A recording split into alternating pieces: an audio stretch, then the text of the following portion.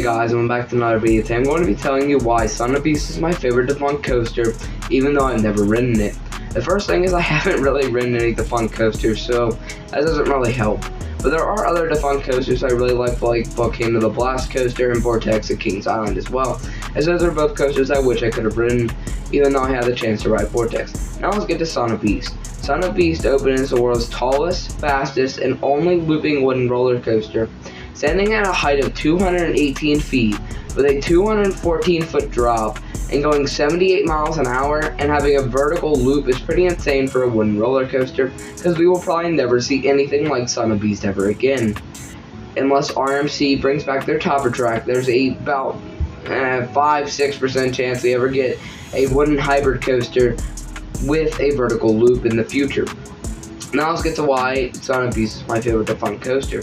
First, back in 2019, when I first found out I was going to Kings Island and had gold passes for the season, I looked into Kings Island's lineup and looked into videos by Theme Park Crazy about Kings Island, ranking of their current coasters, and then I found a list of Kings Island's defunct coasters.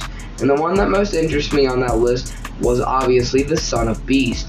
And then after I went to Kings Island for the first time, I didn't really ride much other than the Racer and the Beast. But I did fall in love with the Beast, and it was my #1 coaster at the time, and remained that way until 2022 when I rode Orion, when it was dethroned by Orion and Diamondback and Banshee when I first started riding coasters.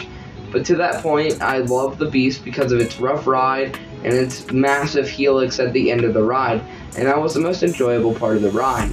And then I realized that my favorite coaster type, even though they don't rank very high, are wooden coasters, old wooden roller coasters. I like the rougher feeling of a wooden roller coaster with little airtime. I do like airtime filled wooden coasters as well, but I kind of prefer the ones without it. I think it makes it more fun. So that's why I think I would have liked Son of Beast as a roller coaster, because Son of Beast was the roughest wooden roller coaster out there, and also it was the tallest. And tall wooden roller coasters are way more fun than short ones, because the speed of 78 miles an hour on wooden track going through that first helix would be pretty insane. Also, that vertical loop was known as one of the best on the planet. So I would really enjoy if somebody out there would put a vertical loop on a wooden coaster again. I mean, Gravity Group puts corkscrews and other and I think that's about it on their coasters. Why couldn't they put a vertical loop on to their wooden coasters instead? I don't know.